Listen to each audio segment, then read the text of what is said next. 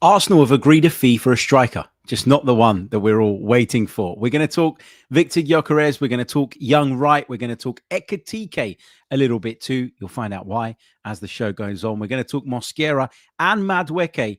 Are we finally going to get some announcements today? We'll get into all of that and more on this live episode of the Chronicles of a Gooner podcast. Let's get into it.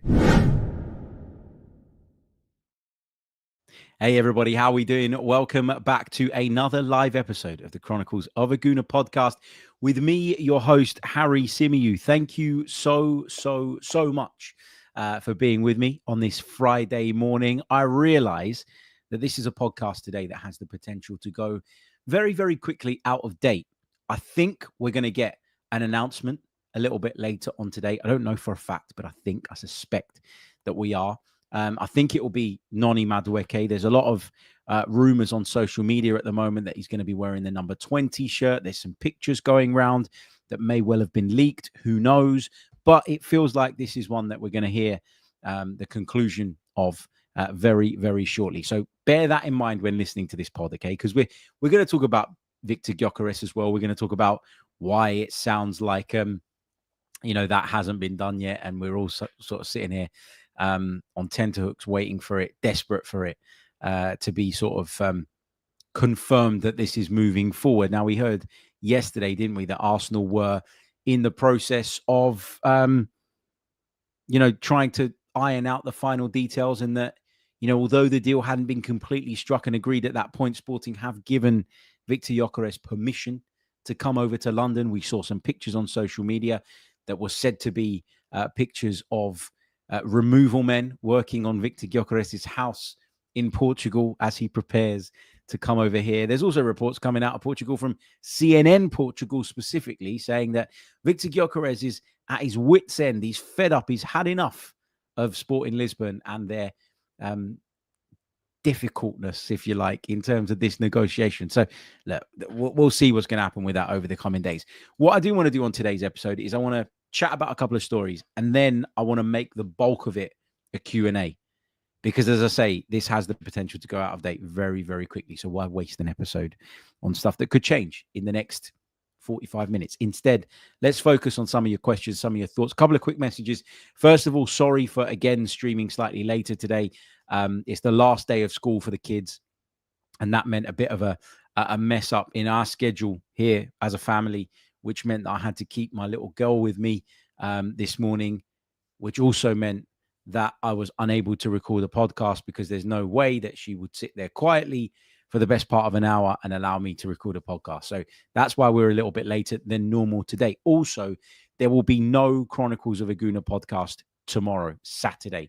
And that is because a very dear friend of mine, who's also a massive Gooner, by the way, so send him some love, Kiri, he is getting married tomorrow. And those of you that have been to a Cypriot wedding before will know that they start in the morning and the celebrations go all the way through the day, all the way through the night until the following morning. So I'm giving myself a well-earned day off. Very honored to be an usher at my good friend's wedding, and I'm looking forward to celebrating him and his wife-to-be throughout the day, which means no podcast. Not in my luck. There'll be loads and loads of news stories and loads of stuff to talk about tomorrow, but you'll have to wait till Sunday. We'll be back on Sunday, and we'll pick up whatever we missed over the course of that 24 hours. Anyway, let's talk very quickly about the young man that Arsenal have signed from Salford City, or are very close to signing, I should say, from Salford City. That is young Will Wright, just 17 years old, a striker who apparently Liverpool were very keen on signing. Arsenal have pipped them to the post. Talked about it yesterday very briefly, didn't we? We said, look, regardless of who the player is, what the circumstances are, it's always quite nice, isn't it, to get one over your rivals.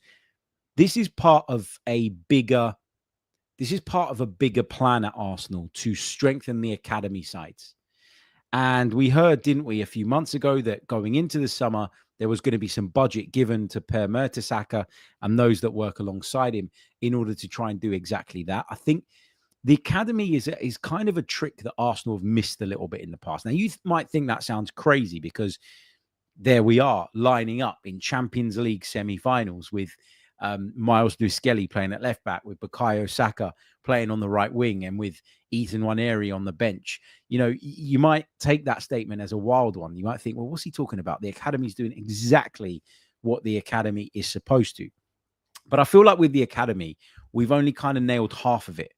So we've nailed this ability to identify talent, bring them through the ranks, and then when the opportunity presents itself, transition them into the first team, while making sure we're not giving them too much responsibility. We're not throwing them into a situation where they're going to drown. Instead, we're empowering them.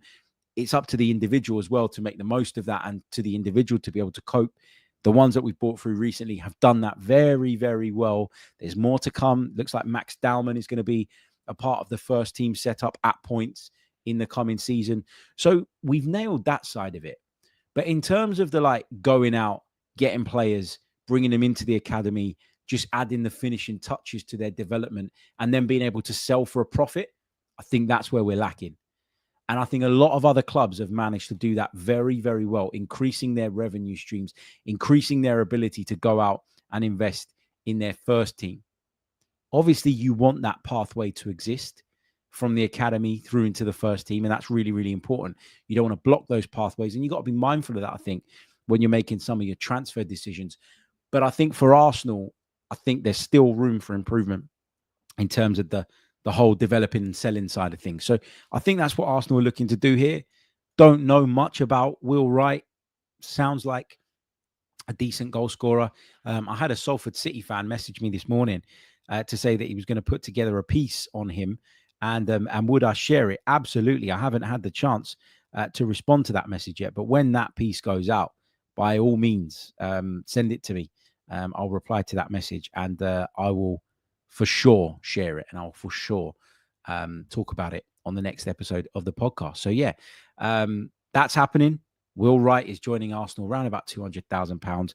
Not one that I think is going to help us in the very, very short term, but one that will help us at academy level. I think you want to show your academy to be in a good place. I think the only way you can do that is by performing in the Premier League too, and bringing players through. That's a really great reflection on your academy. But obviously, with the Premier League too, we're often talking about players having to kind of, make that jump from 21s to the first team to be part of squads. We had to do that a lot last season when we were thin, which means you then push a lot of the 18s up to the 21 level. And some of those 18s will be ready, some of them won't be.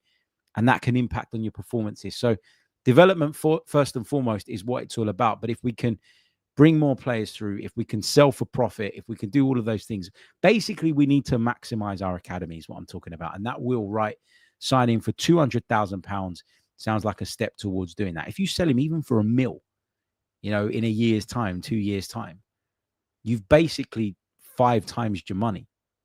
So I think that's something that we could do a lot better. And I think we're seeking to do better.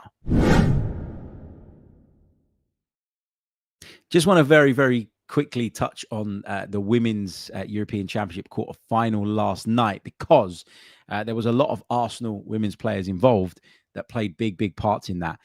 So congratulations to them for sneaking through. Chloe Kelly, Leah Williamson was in the team, Alessia Russo as well.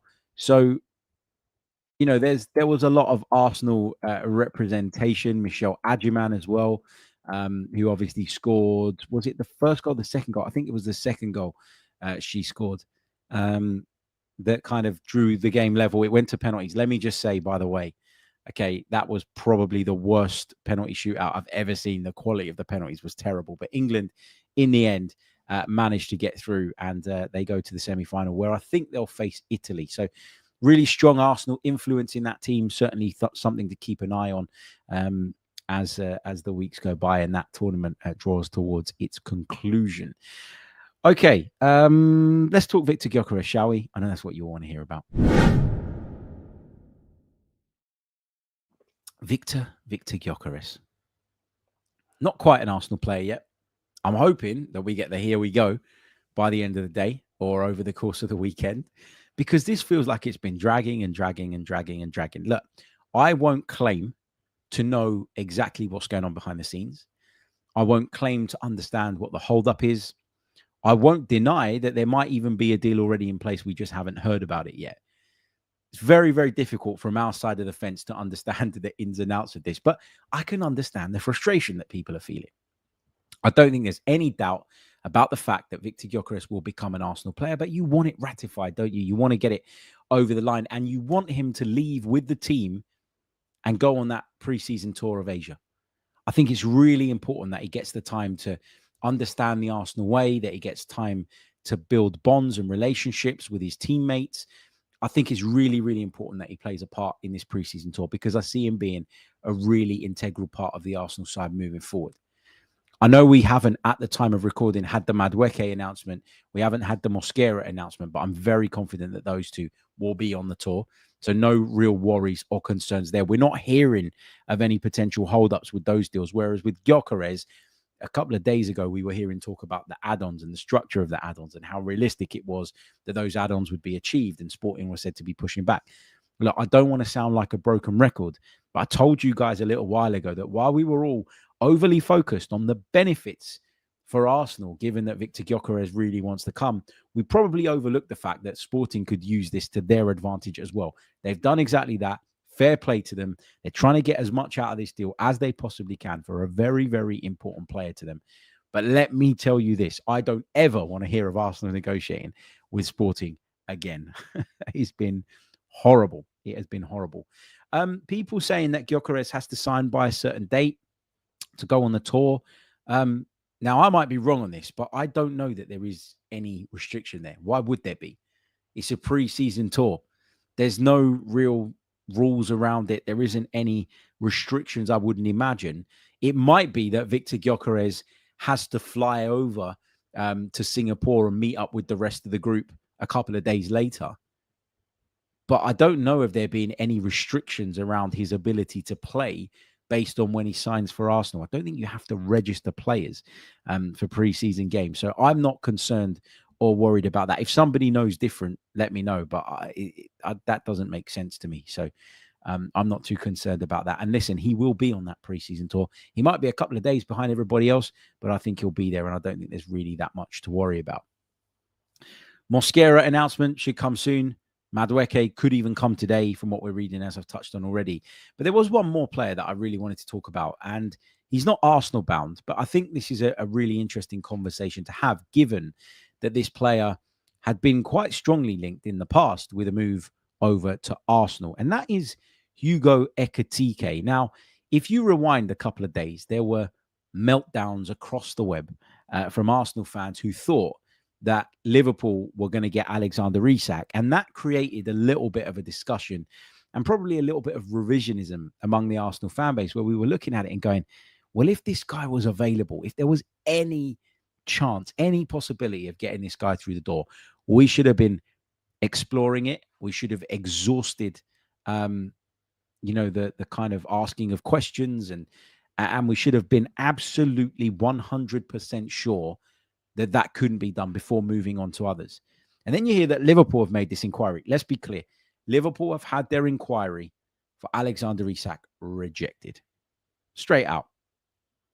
Liverpool signalled an intention to make an offer of around about £120 million, and Newcastle just said no. He's not going anywhere.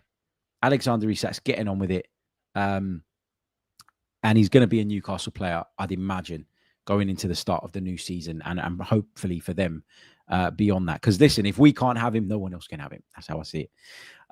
But I think this caused a lot of kind of debate and discussion about transfer policies, not just ours, but those of other clubs as well. Liverpool's transfer policies completely changed, by the way. The club that wouldn't sign a £100 million player are making £100 million plus bids left, right, and centre, which is fine. Each to their own. If you can do it, great. But it's just funny how that's changed since Jurgen Klopp's departure. There's a completely different outlook, it seems, at Liverpool right now.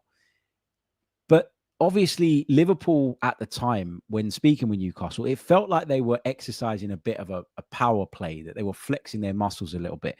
I said this on the day that the news broke. It felt like Liverpool had gone along and said, either you sell us your main man, the guy that we really want, or we're going to go and we're going to take away from you the other option, Hugo Ekitike from Eintracht Frankfurt. Newcastle had engaged in talks with Eintracht Frankfurt over Hugo Ekitike. Along come Liverpool, make a bigger offer, and they've made progress on this. And I'd imagine this deal will be completed now. So Liverpool going to end up with Ekitike by the looks of it. And let me tell you now, it's not quite Alexander Isak, but that is one hell of a signing.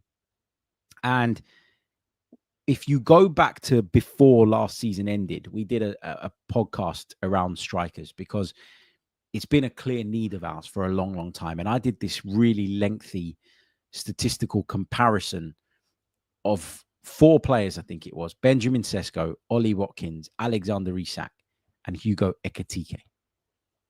I think Viktor Gyökeres was in there as well. Did I say Gyökeres? I can't remember what I said.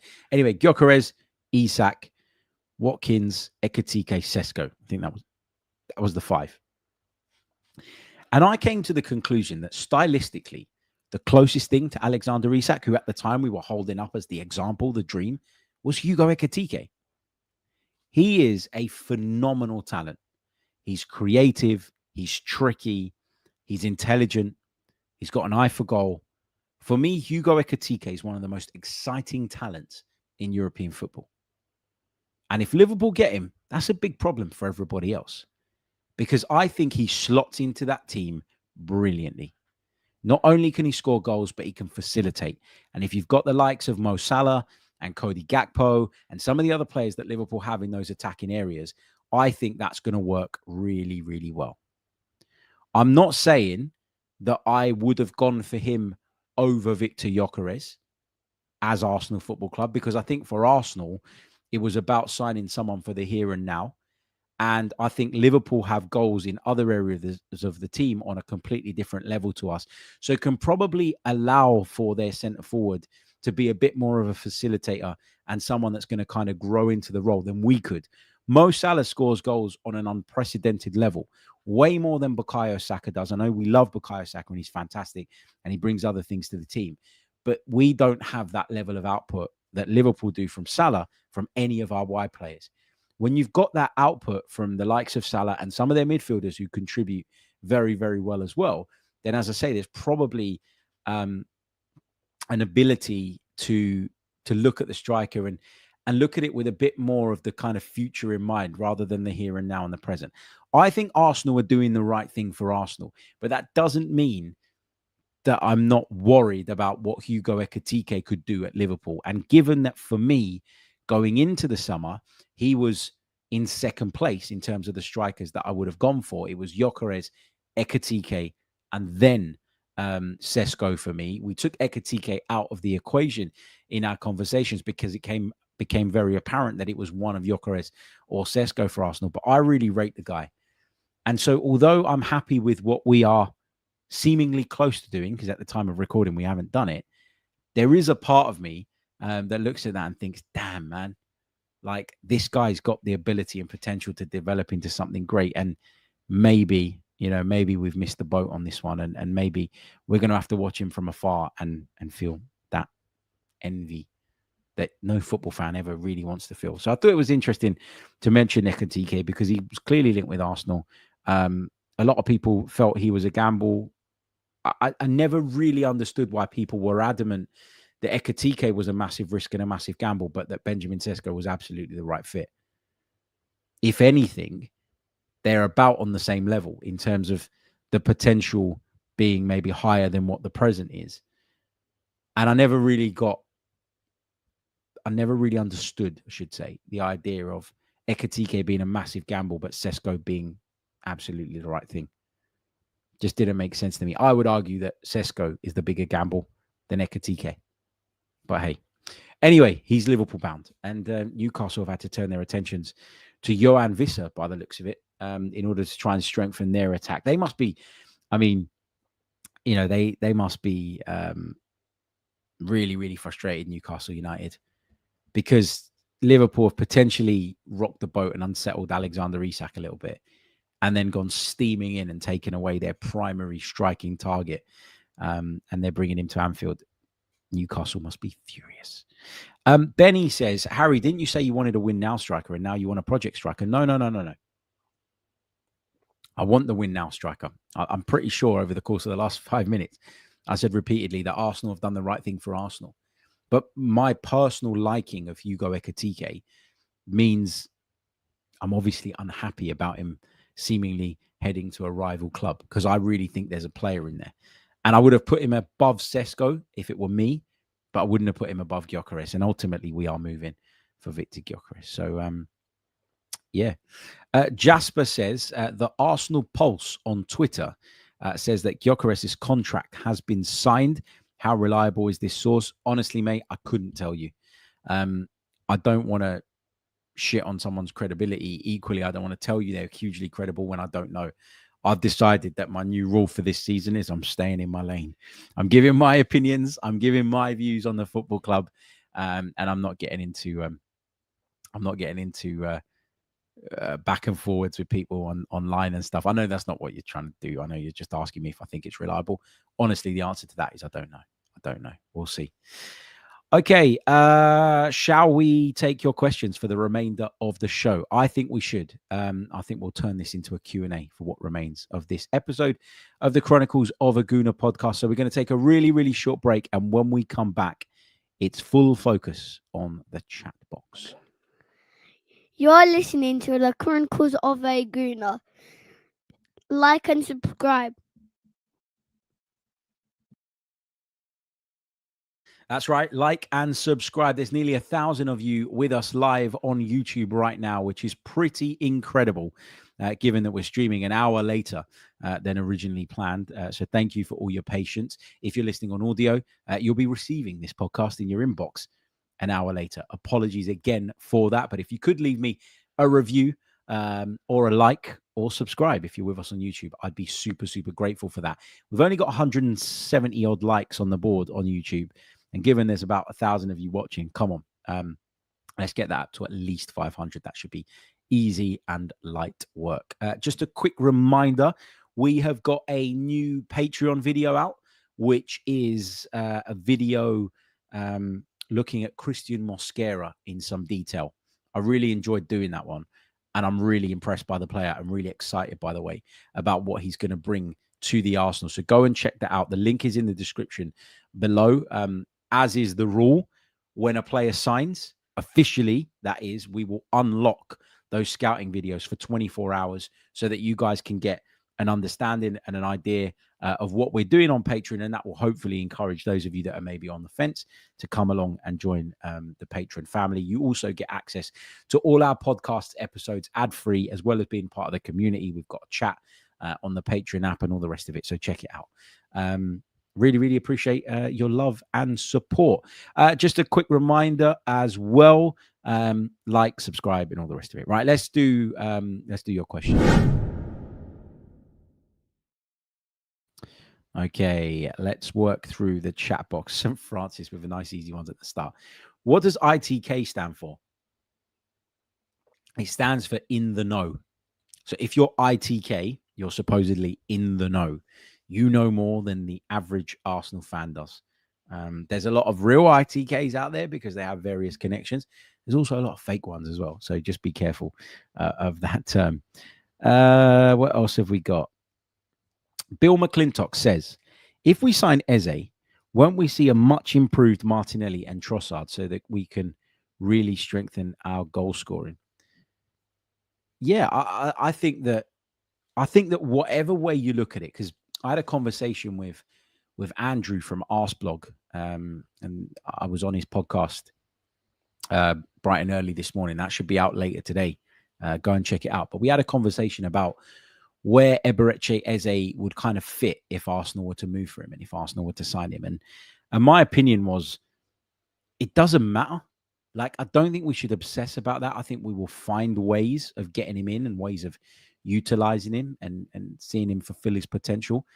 We just need to get him in. I think that's really, really important. But I think he would bring a lot out of some of the other players around him. I think he would really have a positive effect on the attack as a whole, because he's the type of dribbler and the type of facilitator, as well as being a big contributor goal scoring wise too, that would create spaces for others.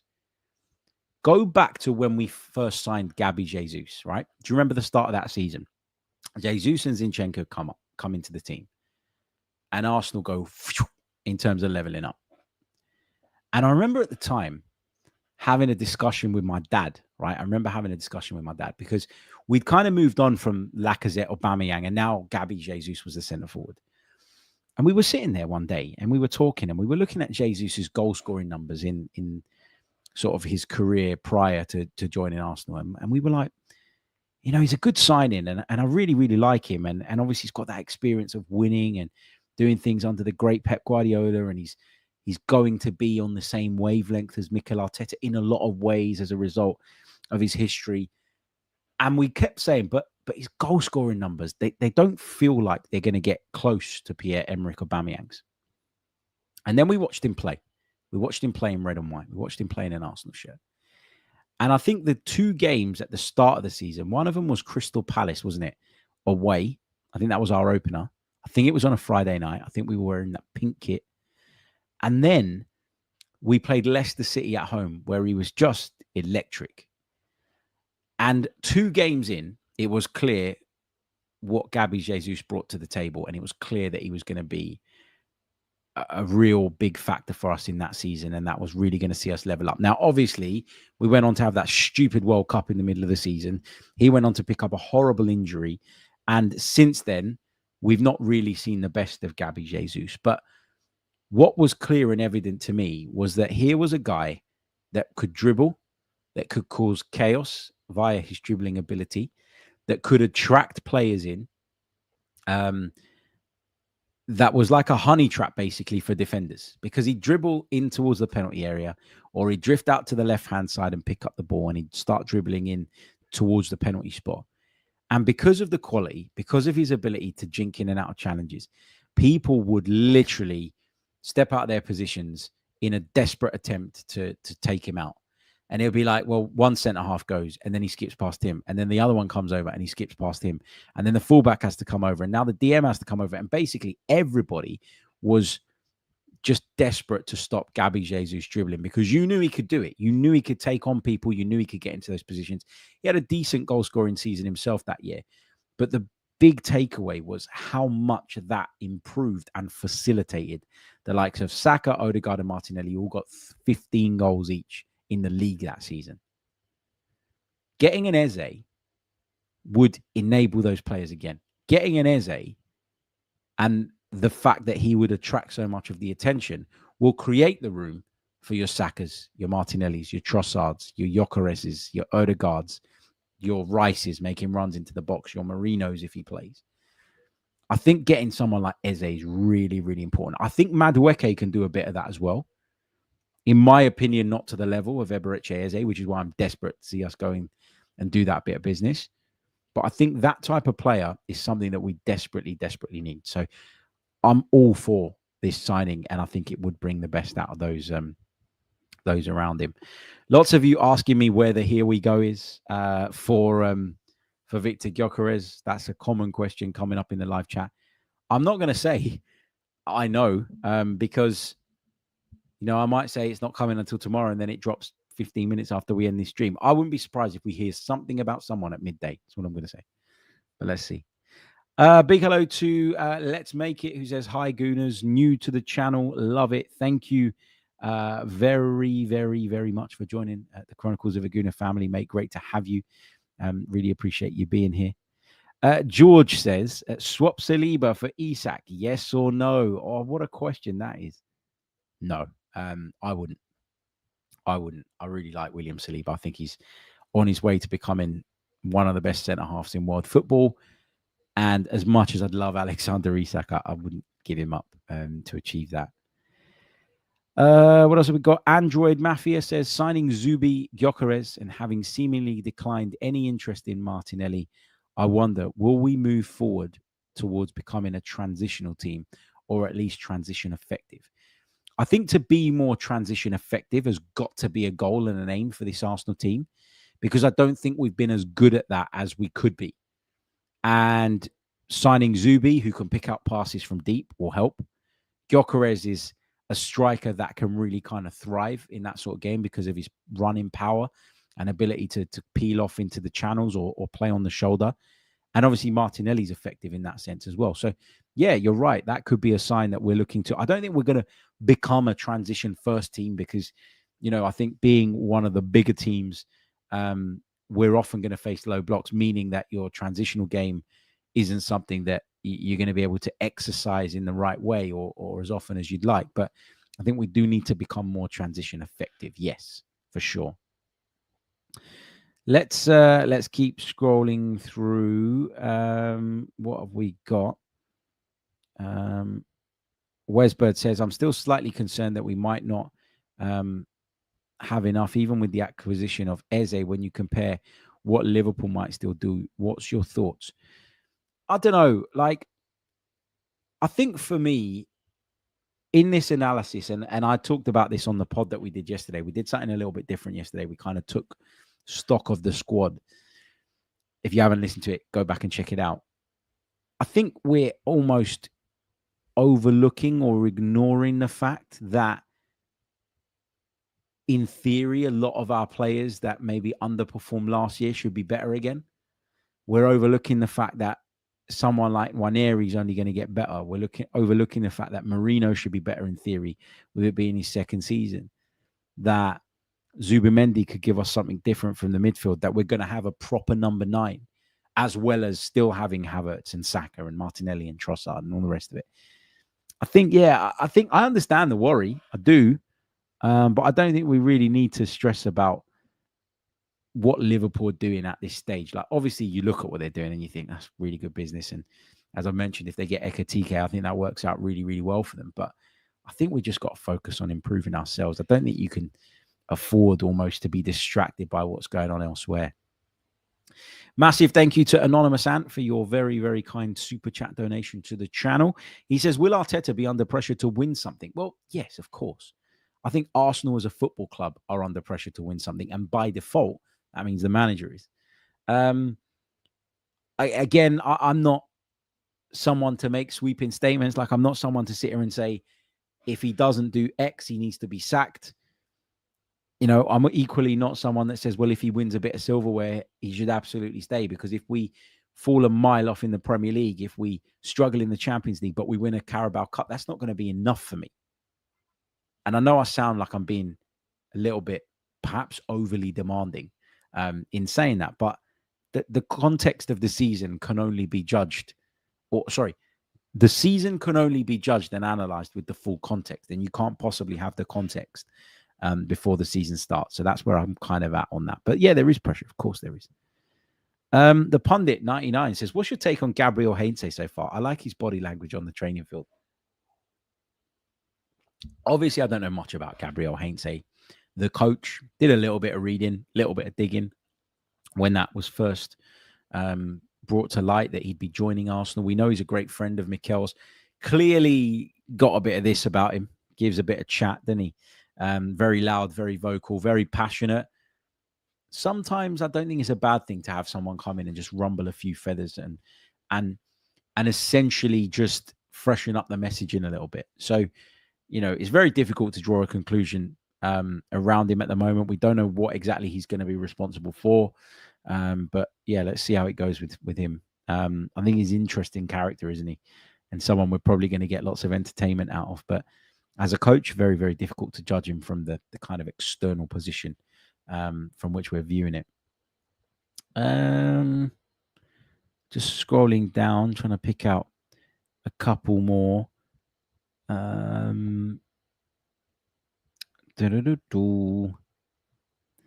Omar says, all we've added, and they're still not announced, by the way, at the time of recording, important to stress that, are Gyökeres and Madueke that are both questionable at the moment. But Liverpool have excelled. They have gone on and bought top players, and a number of them. Yeah, but were we that far behind last season? Like, we were points-wise. But I think it's clear that we were as far behind as we ended up because of other factors, not because of our recruitment necessarily. I think we could have, done a bit more last summer in the attack, and maybe that would have limited that problem that we ended up suffering. I agree with all of that stuff, but when everybody's fit and available, and I know that probably is never going to be the case. There's always going to be someone out. There's always going to be some issue. There's always going to be someone that's not quite 100%. I just feel like last season painted a bit of a false picture with regards to our actual strength. And so now it looks like we're strengthening and people are questioning whether we're strengthening enough. But that's based largely on what they witnessed last season. The problem is that last season didn't really paint a clear picture, in my opinion, of where Arsenal are at. So I understand the worry. I understand the concern, but you can't obsess over what Liverpool did. You just can't. This is a bit of a different question, a dad question. Harry, what would you do if your 14-month-old is a fussy eater? Any tips? Hey, just bear with them. Just give them what they do eat, is what I would say. My daughter's coming up to 4 years old and she's still a fussy eater. Still a fussy eater. There's some things that she loves and she can't get enough of, and there's other things that she just won't touch. Yesterday, she ate some of my kebabs for the first time ever. Proud moment for me. But look, they go through phases, man. They go through phases. I feel like we should start a parenting podcast as well. Not that I'm the model parent by any stretch of the imagination. Antonio Banks says, do you think Arsenal have the capacity to dominate the Premier League like City and Man United did? Honestly, I don't. And that's not really a reflection. Actually, it is partly a reflection on Arsenal. It's partly because I think the competition is tougher and harder than it ever was. And there are more and more clubs with money and investment and stuff. And so dominance becomes a bit of a pipe dream. Unless you have the ability to spend crazy amounts of money beyond everybody else, but also have the best in class everywhere, like Man City did over the last few years. Arsenal as a football club, the way we operate, we are not going to achieve that level of dominance, I don't think, because there's always going to be someone out there that's willing to spend more than us. And is that a criticism? Is that me sort of slyly sticking one in on the club? Maybe, but it's just the operating model under which we work. It's the way that KSE run the football club. And while they're there, and I don't expect them to depart anytime soon, I don't really think that's going to change. Of course, you want to be sustainable. Of course, you want to, be in a good place. You don't want to be worrying about the rules and regulations all the time, like other clubs are. You don't want to be taking points deductions and be expelled from competitions and things like that. But I do question sometimes whether Arsenal are willing to get their hands dirty a little bit in the way that some of the other clubs have done to exert that dominance. And the Man United example of years gone by, I don't think that's a relevant one in this conversation, just because the footballing landscape and the game has changed so much since then. So I think you've seen dominance in Man City, but that was a whole different thing to what Man United would do. Man United back in those days, they had that amazing core of players that they brought through. And then it was like every summer, let's go and buy one or two. We'll buy the two best players in the Premier League outside of us. And we'll do it. And yeah, that was that. Questions. If I'm doing a barbecue this weekend, I've got a wedding on Saturday and I'll probably be a bit worse for wear on Sunday. So probably not this weekend, but I did get it out yesterday at lunchtime. So yeah, something a little bit different. Let's take this one from Siva, who says, if Mikel Arteta, lots of Arteta questions today, doesn't get a title, would you believe that he's a good manager, but he's hit the limit for us? I think my opinion is that Mikel Arteta is a good manager, regardless of what happens next season. He's earned that right for me to be categorized as a really good manager. But obviously, if we don't get over the line, people are going to question whether or not he's the right man to take us to that next step. And that's a fair question to ask. Sometimes what you do at one club, it's not always a reflection of how good a manager you are. I mean, there's a lot of you in the chat that would tell me, and listen, I'm not even saying I disagree with this, but there's a lot of you that would tell me that Unai Emery is a better manager than Mikel Arteta because of his back catalogue, because of what he's achieved at other clubs. He's had other jobs, Unai Emery, where it's been a car crash and a disaster, but that hasn't impacted his reputation too much because the good outweighs the bad. And I do think in Mikel Arteta's case, the good does outweigh the bad. And maybe it's going to take us until after he departs to really kind of recognize and appreciate that. But we're dreaming again because he's done a good job. The club have played their part as well, of course, but we're dreaming and believing again. And we're going into the season saying, can we win the title? Something we couldn't even dream of 5 years ago because of the job that these guys have done. Let's take this one finally from Mark. Thank you very, very much, mate, for your kind donation. Really appreciate it. He says, what are your thoughts on the kits for this season, Harry? I wish we had a clause with Adidas where yellow and blue for the away kit is mandatory. I'm a traditionalist, right? I like the red and white shirts with the white sleeves, red shirt, and I like the yellow away kits, but that hasn't been a thing for a little while now. I'm not that keen on the blue away kit that hasn't officially been released yet, but we're all seeing. I'm not that keen on the third one either. I really love the home one though. The home one is gorgeous. But yeah, I agree with you. All Arsenal away kits should be yellow and blue. Completely agree. Completely agree. Right. Guys, I'm going to love you and leave you. Thank you all so much for having me on this episode. I really having me. I mean, it is my podcast. Of course, I'm having me. Sorry, that's not what I meant to say. Thank you for being with me on today's episode. I really appreciate it. We're around about 300 likes. Can we get it close to 500? There's about 1,000 of you with us live on YouTube right now. Leave a like on the YouTube video. Subscribe to the YouTube channel if you haven't already. Become a patron if you wish to, and check out our Christian Mosquera scouting video. I promise if you watch that, you'll be very excited about the player and what he stands to bring to Arsenal Football Club. By the time you're listening to this, we probably have a Noni Madueke announcement, rendering some of this out of date, which is why we try to keep it as open and as bulletproof to the constraints of time or upcoming events, however you want to put it, as possible. Thank you so much. Reviews, subscriptions, all the rest of it. You know the drill by now, and I'll see you all on the next one. I won't be here tomorrow. Remember, I'm at a wedding, back on Sunday with a full episode of the Chronicles of a Gooner Pod. Until then, take care of yourselves. Goodbye.